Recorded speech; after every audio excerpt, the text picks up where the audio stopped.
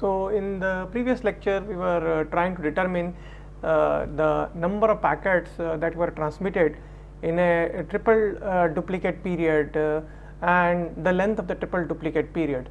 So, let us continue with determining an expression for the number of packets that have been transmitted in a triple duplicate period and also the length of the triple duplicate period.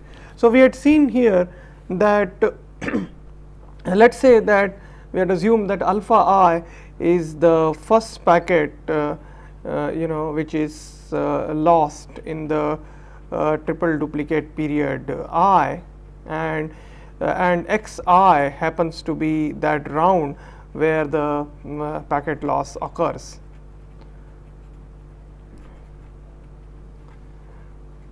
Now, note that even though this is alpha I is the packet which has been lost, the total packets that were sent in this window, which were of the size wi, because wi was the window size at this end, and this loss will be detected only after a round trip times, and therefore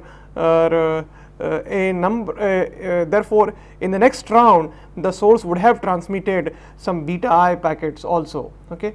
So, therefore, if we try to determine how much is the number of packets which has been transmitted in the triple duplicate period I, that would be given by alpha I minus 1. Now, this is the number of packets which have been successfully transmitted, number of packets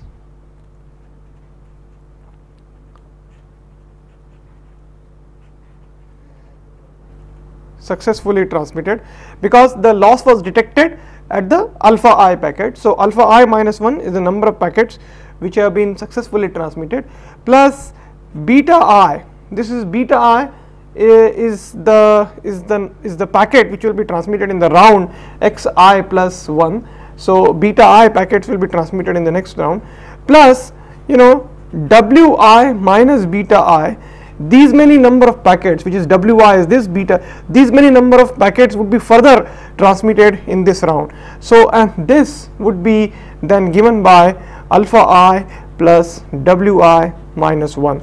So, the total number of packets which were transmitted in a triple duplicate period of I is given by alpha I plus wi minus 1. Again, I would like to repeat. So, what we are saying is that many number of packets will be transmitted. Let us say packet number 1 is transmitted here, packet number 2, packet number 3, packet number 4, 5, 6. So, such packets will be transmitted. The loss is detected at the alpha ith packet. Okay. So, alpha I minus 1 is the number of packets which have been successfully transmitted. Okay. In this round. So, 1, 2, 3, 4, 5, 6, 7, and let us say alpha I could be 15. So, about 15, that is 14 packets have been successfully transmitted. Furthermore, these many number of packets also have been transmitted in this wi, and how many of these packets are there? These packets are wi minus beta I. What is beta I? Beta I is the number of packets which have been successfully transmitted in this window only. Okay. So, therefore, the total number of packets which have been transmitted in a triple duplicate period of I is given by alpha I plus wi minus 1. Okay. And hence, if you take the expectation, this means that expected value of y is given by expected value of alpha plus expected value of w minus 1. Okay. Now, since the packet is lost in a round independent of the loss that occurred, okay, in the previous triple duplicate periods, okay, and also if this packet is lost, all the subsequent packets will also be lost. Okay. So, this sequence alpha I essentially is an IID sequence. Okay. So, alpha I, which is the number of packets successfully transmitted, or rather the number of packets successfully transmitted alpha I minus 1, this is actually an IID sequence, independent and identically distributed sequence. Okay. And probability that alpha I is equal to k, that means the loss is detected at the kth packet is the same is the probability that exactly k minus 1 packets are successfully transmitted before a loss occurs. So this is the same as the probability that exactly k minus 1 packets are successfully transmitted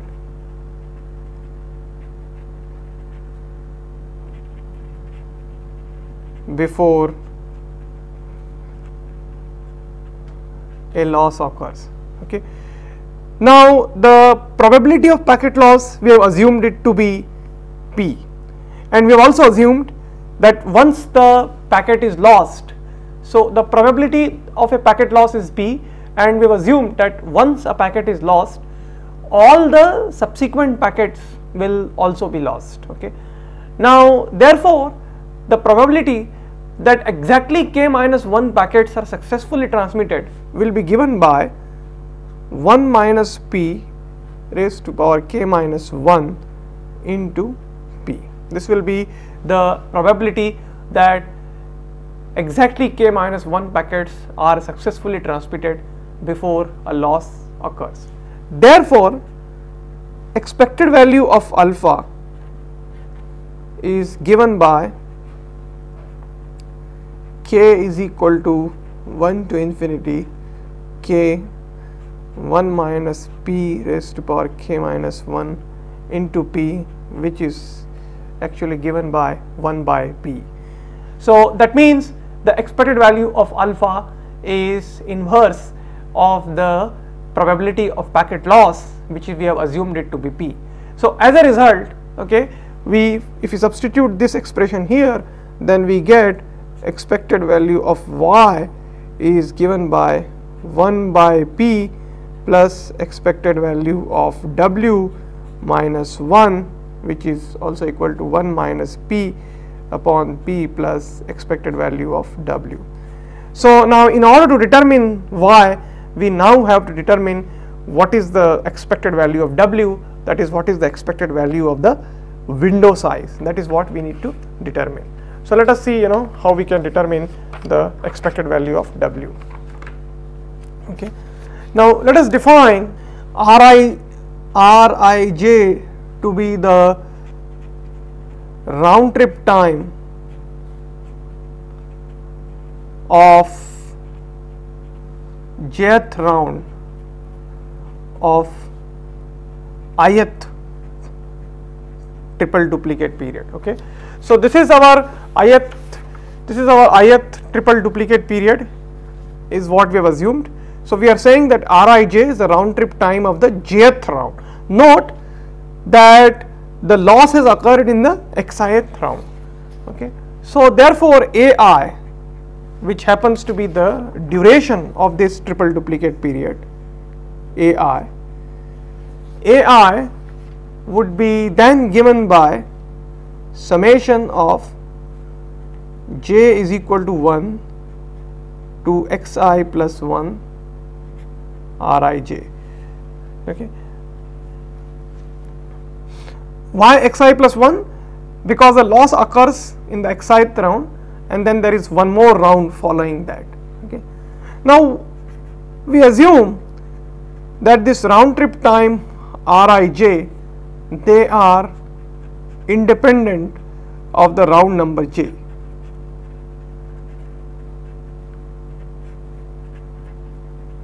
We assumed it to be independent of round number j. So if that is independent, then it is clear that expected value of A will be given by expected value of x plus 1 into expected value of R. Okay. Now expected value of R is something the average round trip time, because R happens to be the round trip time. So we call expected value of R to be the average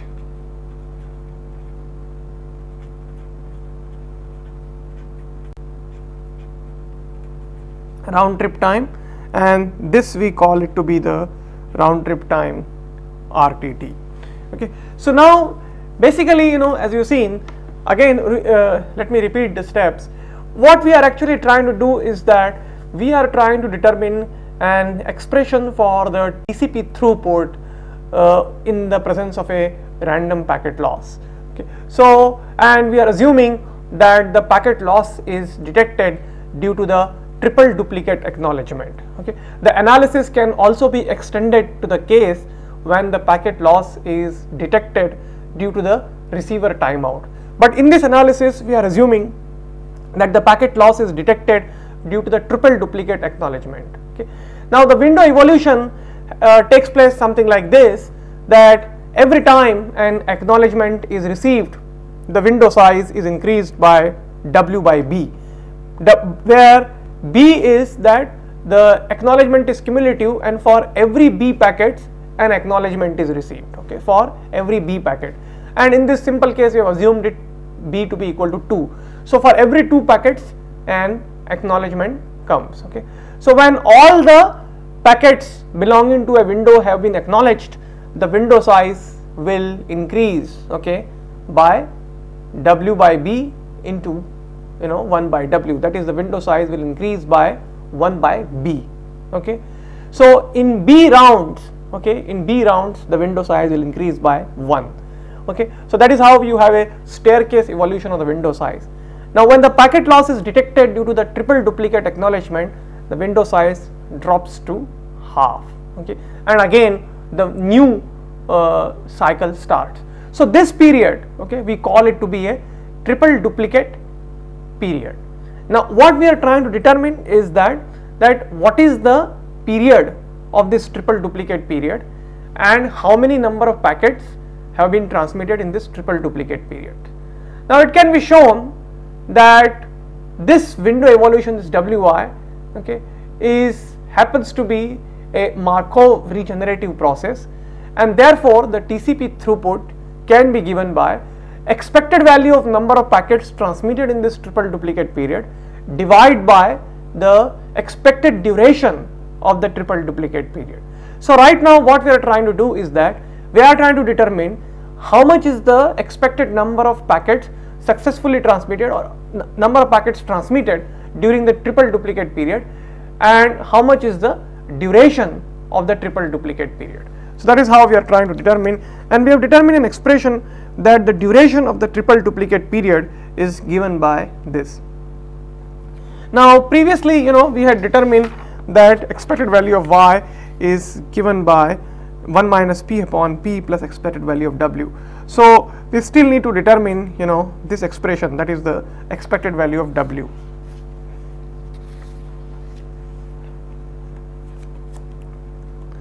Now, in order to determine that, make an assumption that assume that wi minus 1 by 2 and xi by b, they are integers. Assume that they are integers. Then it is very easy to see that wi is given by wi minus 1 by 2 plus xi by b minus 1. Okay. So, this will be clear from this expression. So, as you can see here, the initial window size was wi minus 1 by 2, so wi minus 1 by 2, and now in this diagram b is equal to 2. So, therefore, for every 2 rounds the window size increases by 1, okay, and this is the xith round. So, therefore, the window size would have increased by wi minus 1 by 2 plus xi by b. Actually, the window size would have increased. So, window size actually increased at the end of the round. So, at the end of this round, the window size would have increased by 1 here, okay, but since the loss was detected in the xith round, we need to only consider up to this. So, therefore, you know, we have to subtract minus 1 here. And how much is the number of packets that have been transmitted? Yi would be given by k is equal to 0 to xi by b summation wi minus 1 by 2 plus k into b plus beta I. So if you see here again for this expression, okay, for k is equal to 0, the total number of packets which have been transmitted is wi minus 1 by 2 into b. Okay, this is what is the total number of packets which would have been transmitted. Now the window size increases by 1, so the total number of packets transmitted during this duration will be given by wi minus 1 by 2 plus k into b, and so on, okay, up to xi by b minus 1 plus beta I. The beta I denotes the number of packets which were sent in the last round. Now this is given by xi into wi minus 1 by 2 plus xi by 2 xi by b minus 1 plus beta I by simplifying this expression, which is also equal to xi by 2 wi minus 1 by 2 plus xi b minus 1 plus beta I, which is actually equal to xi by 2 wi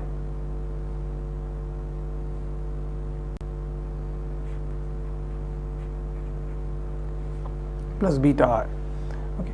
Now actually the wi, that is the window evolution, is a Markov process, because the window size at the end of the next triple duplicate period actually depends upon the window size which was there in the previous triple duplicate acknowledgement period. So strictly speaking, wi is a Markov process, but for simplicity of analysis we assume that wi is the sequence of wi is an independent and identically distributed random variables. So strictly speaking, okay,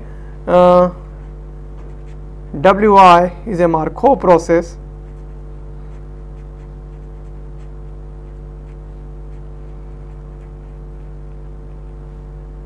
but we make an assumption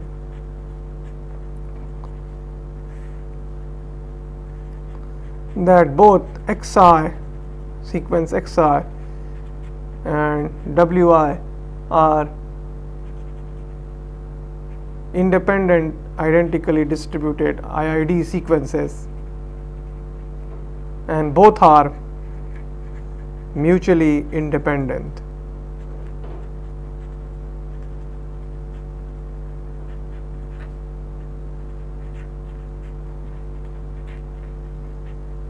So we make this assumption that both are mutually independent.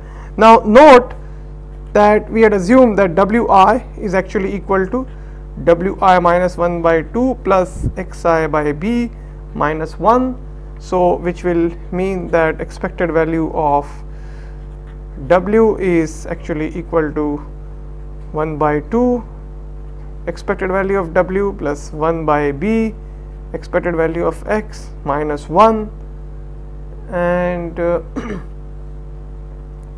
this can be given by expected value of w will be equal to 2 by b expected value of x minus 2, which we will approximate it to 2 by b expected value of x. Okay. Now we are already determined that expected value of y, we had already determined that expected value of y is 1 minus p upon p plus expected value of w. Okay, so we will write this expected value of y is given by 1 minus p upon p plus expected value of w, okay, which is also given by expected value of x by 2 into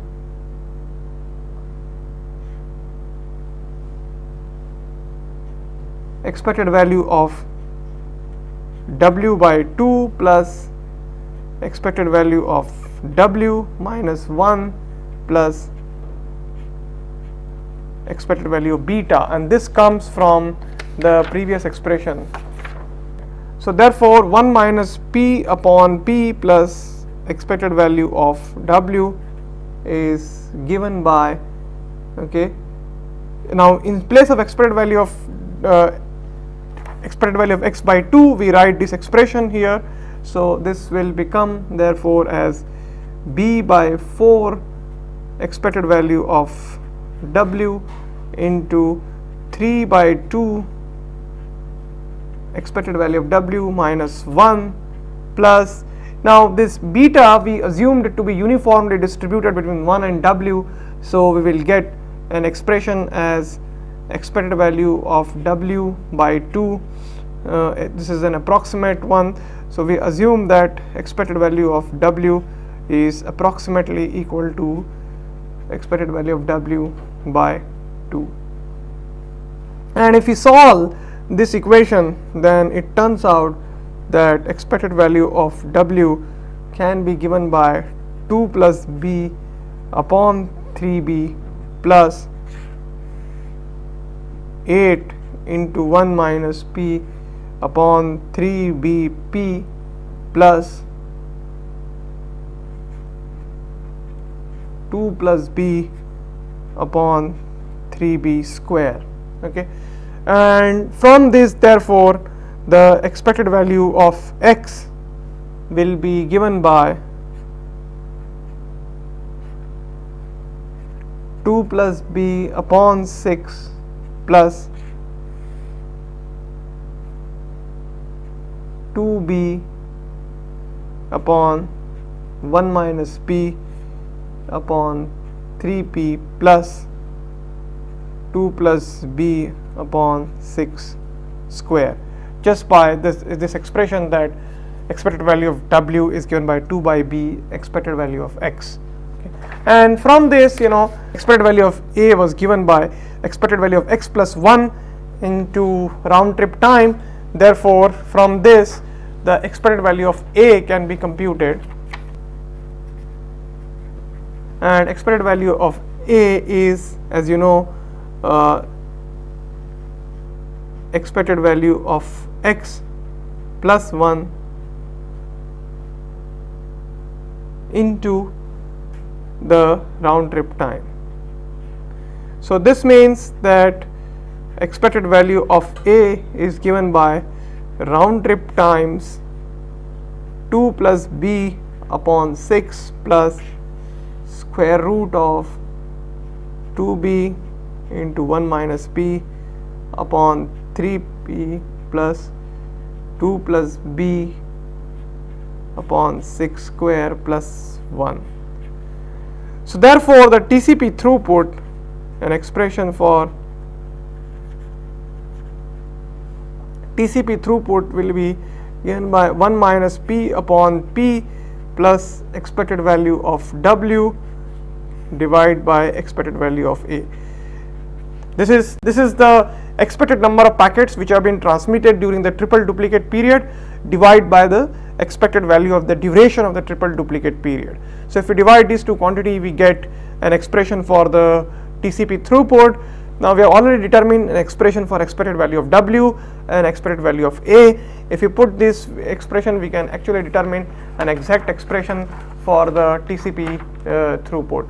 Now an approximation one can be done, and one can show that this can be approximated as 1 by round trip time into 3 upon 2 bp plus terms which are having order of 1 by root p terms. So one can see from an expression that the TCP throughput is inversely proportional to the round trip time and also inversely proportional to the square root of the packet loss probability.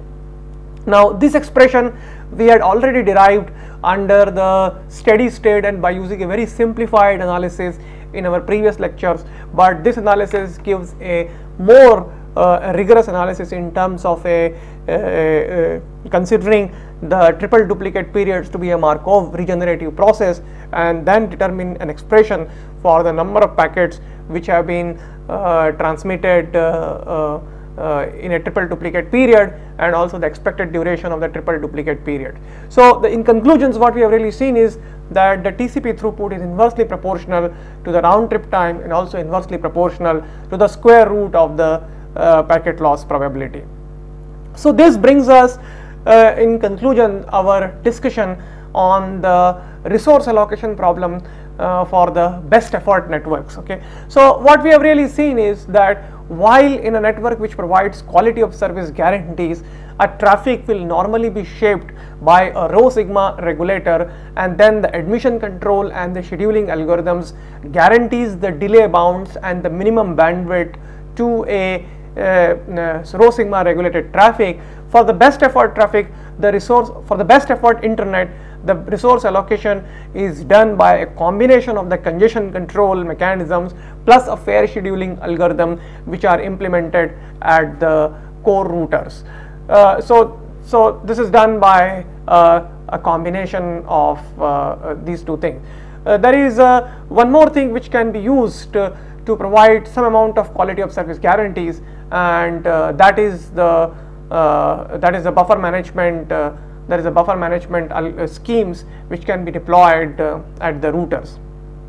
So we will shortly discuss those buffer management schemes which are deployed at the routers. So what we have however seen is that the TCP throughput is inversely proportional to the square root of the round trip time. So therefore there is some amount of unfairness in terms of the TCP throughputs, that if a particular router, the flows which are having a shorter round trip times, they will ramp up their windows faster and therefore will likely to have a higher steady state TCP throughput than the flows which have a longer round trip times. So as a result, some kind of unfairness gets introduced at the routers. So if you want to provide fairness to the TCP flows, then it is necessary that we implement some kind of fair scheduling algorithms at the routers.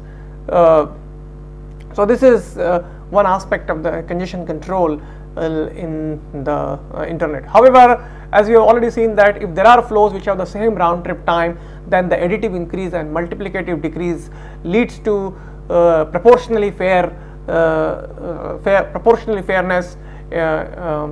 in a typical packet switched networks. Okay, so in a best effort networks, we are trying to provide the quality of service guarantees by good congestion control schemes, fair scheduling algorithms, and then thirdly, another important thing is the buffer management scheme. So let us now look at what kind of buffer management schemes can be used in a core internet router to provide the quality of service guarantees. So now three kinds of buffer management schemes are possible to implement in the router. So buffer management schemes.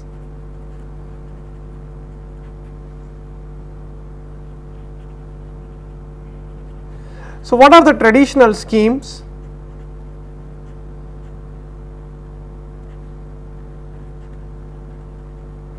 So there are one traditional schemes and which is common is like tail drop. Now in a tail drop, you drop the packet which has newly arrived when the buffer is full. Okay, so this is very simple and most intuitive also, that when the buffer is full, then you drop the arriving packet. Unfortunately, however, it turned out that this simple buffer management scheme is not sufficient or not suitable for effective resource allocation and congestion management in an internet, and we will shortly see why it is so. Now the other scheme that could be there, other possible scheme could be there is that random drop on full.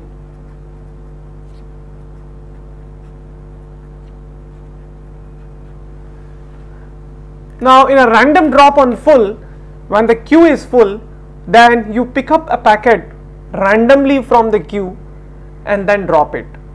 What is the rationale for doing so? The rationale for doing so is that if you pick up a packet randomly from the queue, then the chances are very high that the packet from that flow will be picked up who has sent more number of packets in the queue, and therefore the user who has transmitted more number of packets will be punished proportionately more than the users who are transmitting less packets. Okay, so this is the logic, or this is the rationale behind dropping a packet randomly while the buffer is full. The third technique that could be there is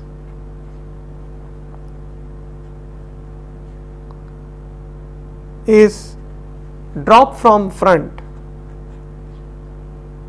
Drop from front on full. Okay, so the drop from front on full drops the packet from the front of the queue, then instead of from the tail of the queue, it drops the packet from the front of the queue.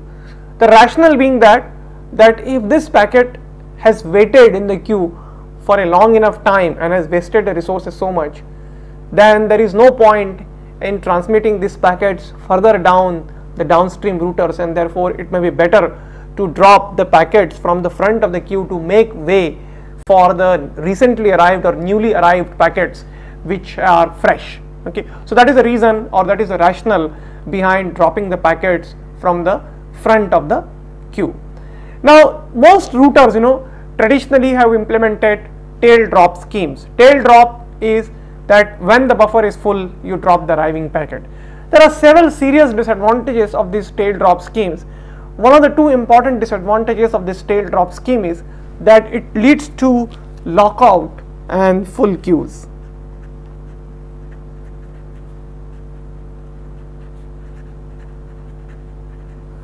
By lockout means, that it allows a single connection, it can allow a single connection to monopolize the queue space. Okay, because what may happen is that irresponsible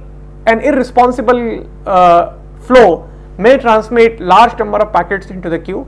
As a result, the queue may become full, and the queue is full, then if a responsible flow submits its packet, and if it finds the queue to be full, then that packet is dropped.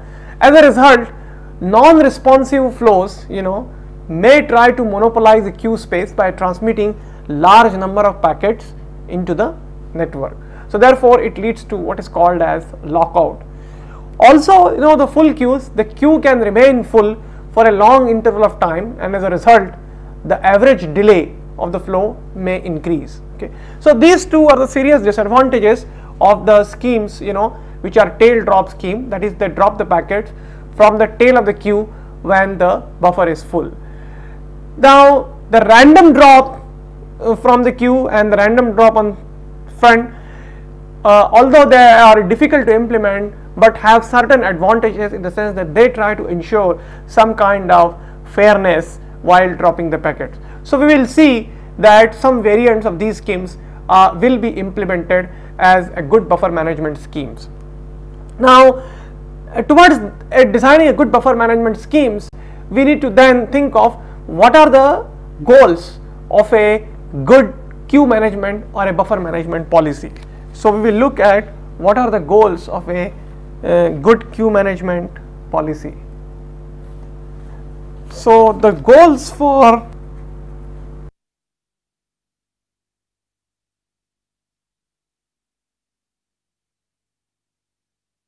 good buffer management is that one thing is that we would like to maintain the network in a region of low delay and high throughput. So now how can you maintain low delay?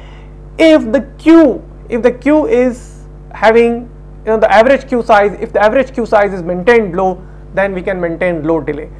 But if you maintain the average queue size to be low by dropping large number of packets, then this will lead to lot of packet loss and also a low throughput.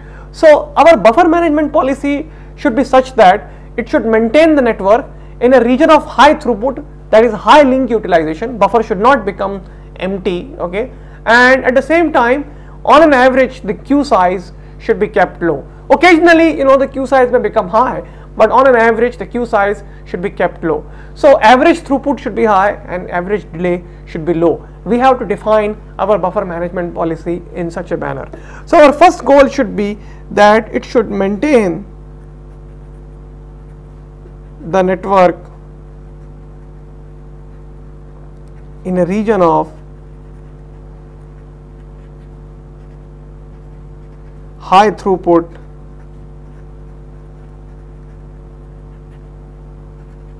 and low delay. Second is the buffer management policy should avoid bias against bursty traffic. Now let me just tell you how the tail drops has a bias against bursty traffic. Suppose that there is an flow which has been transmitting consistently large number of packets, and therefore the queue is likely to remain full for most of the time. Now here is a flow which transmits, occasional burst, which it has not transmitted. Suppose the flow has not transmitted any packet for a long enough time, and suddenly now it transmits burst. Now when it transmits burst, it may find that the queue is full, and the tail drop scheme will drop all the packets from the burst when it arrives. Now this way the flow is likely to complain that it had not transmitted any packets for a long enough time, and now it is transmitting a burst, and it finds that the queue is essentially full. On the other hand, while designing the theme of the statistical multiplexing based packet switch networks, we had argued that such a multiplexing and switching scheme is best suited for the bursty traffic.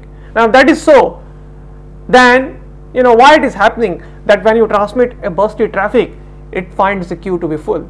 So obviously, in order to really satisfy our theme of a packet switching statistical multiplexing to be suitable for the bursty traffic, we have to design a buffer management scheme in such a way that it avoids bias against bursty traffic. Third thing that we should have is that we should avoid global synchronization.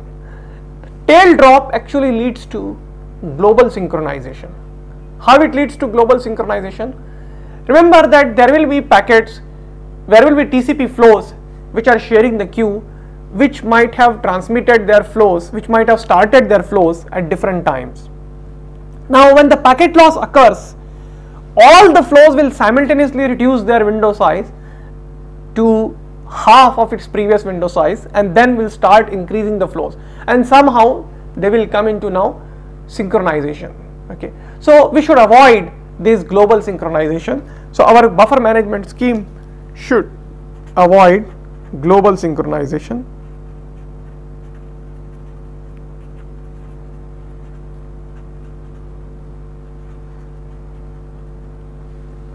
We should also have an ability, the buffer management scheme should also have an ability to control the average delay or the average queue size. Okay, so the average delay should be a tunable parameter, the average queue size should be a tunable parameters, and it should be under the control of a network operator to control the queue size. So your queue management scheme or your buffer management schemes should have an ability to control the average delay.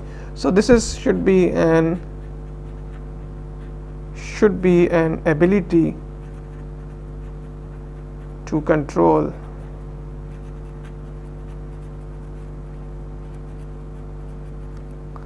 So what does it mean is that a buffer management scheme, while it looked early very simple, that drop the packet when the buffer is full, it is not so simple if you want to really achieve our goal of an effective resource allocation and a fair resource allocation in a best effort internet. Okay, so now while looking at these goals, we can classify the buffer management schemes into several ways. Okay, so let us see the classification of the buffer management schemes which can be done. The classification of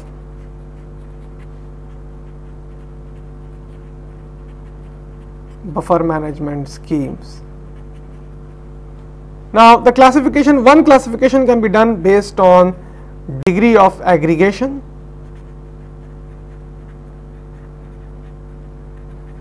This is important, whether all the flows have been aggregated into one single flow and they are sharing one queue, and then you are employing a buffer management scheme, or we have done the classification of the flows, okay, and divided the flows into several flows, and then there are either separate queues or there are virtual queues to be handled. Obviously, if we have to do a flow based buffer management scheme, we will have to maintain large number of states and the complexity of buffer management will increase, but we can ensure fairness in the buffer management schemes. Okay, so the buffer management scheme will depend upon whether it is a flow specific, flow based, or whether all the flows have been aggregated into one and there is only stateless buffer management schemes. Then the dropping priorities.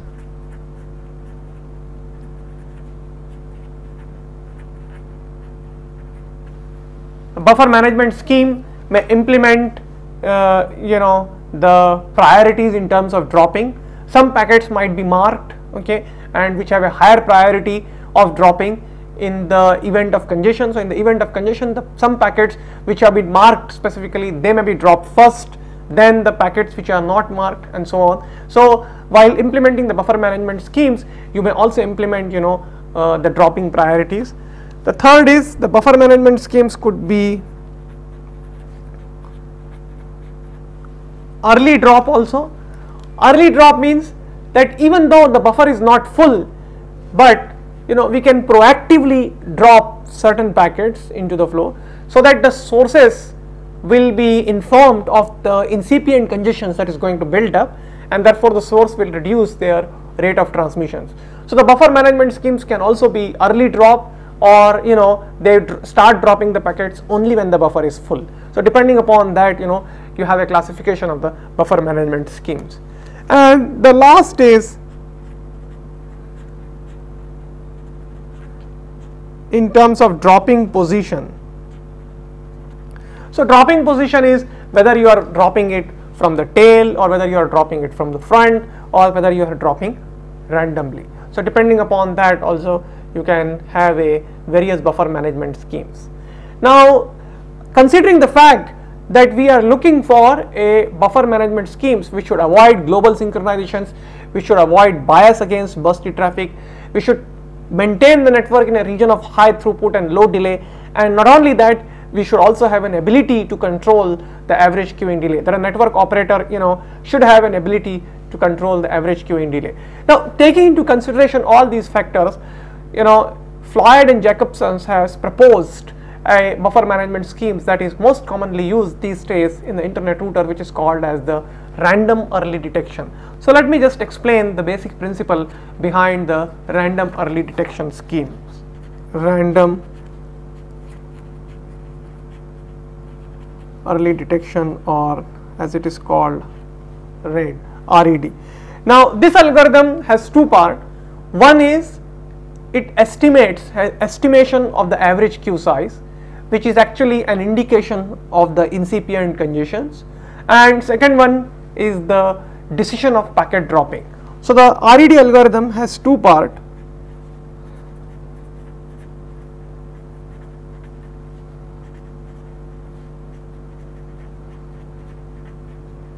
One is that estimation of the average queue size,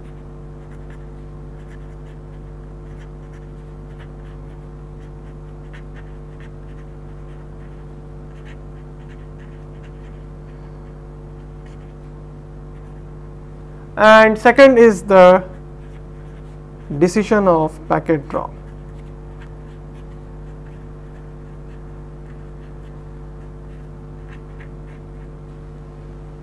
Now, till now the buffer management schemes which we are considering, we were saying that we will take a decision to drop the packet by looking at the instantaneous queue size.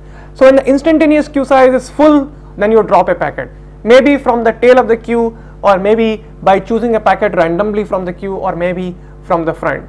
But now the RED advances the hypothesis that average queue size will be a better indication of the incipient congestions that is going to build up in the network. So the decision to drop a packet is not based upon the instantaneous queue size, but it is based upon the average queue size.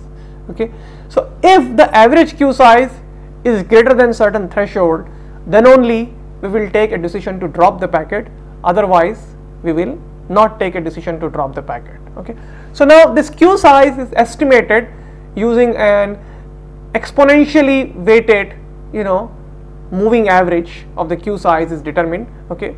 So the queue size is estimated as estimation of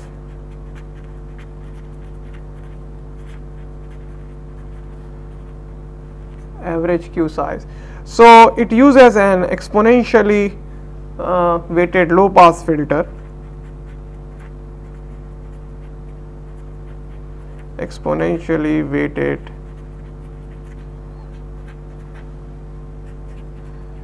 low pass filter. So the queue size is determined as Q average is equal to 1 minus, which is the weight W, multiplied by Q average plus weight into Q sample length. Okay. So what you do is that on every packet arrival or departure, you come, whenever this Q sample length changes, you multiply this by weight plus 1 minus W into Q average, and you add it to a Q average. So this way you are actually determining a moving average of the queue size.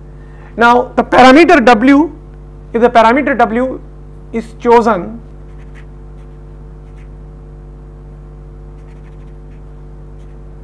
so the parameter W lies between 0 and 1. Now if this W is chosen to be closer to 1, say 0.9 or so, then as you can see, if the W is closer to 1, then the average queue size is more an indication of the instantaneous queue size. So we will keep W to be very less, okay, closer to 0, 0.01 or 0.02 and so on.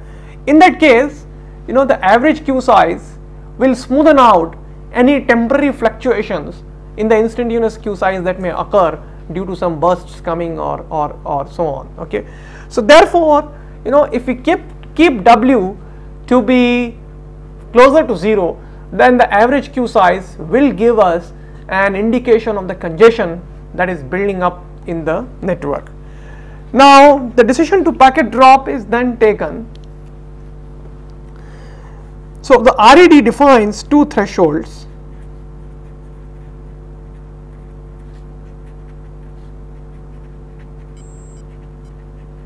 One is min thresh and another one is max thresh.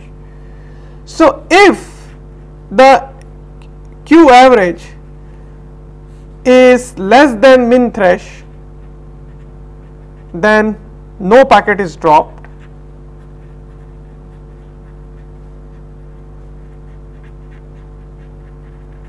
If Q average is less than the max thresh but greater than the min thresh, then the packet is dropped with a probability P.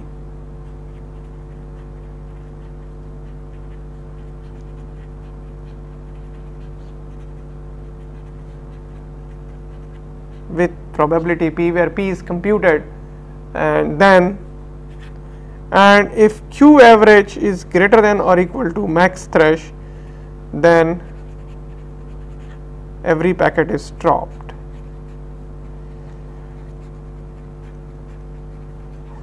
So the packet dropping decision behaves something like this.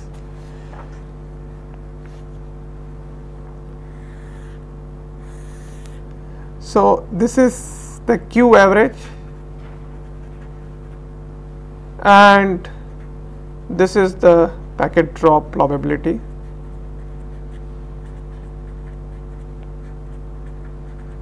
So as long as, so this is min thresh and max thresh. So as long as it is less than min thresh, the packet is dropped with the probability P. As soon as it reaches the max thresh,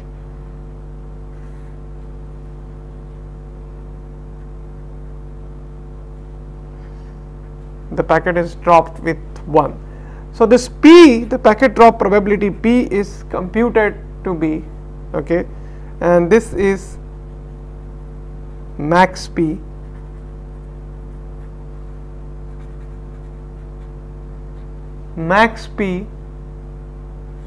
into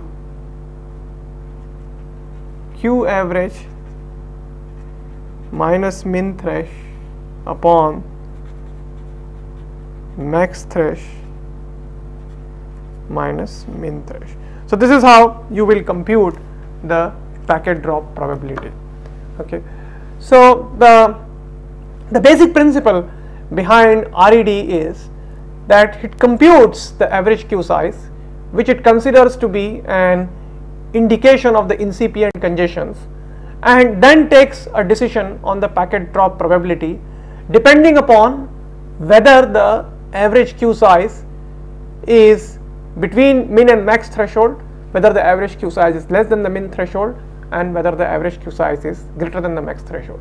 It has been found through experimentations and simulations that the RED is able to achieve most of the desirable objectives of a good buffer management schemes.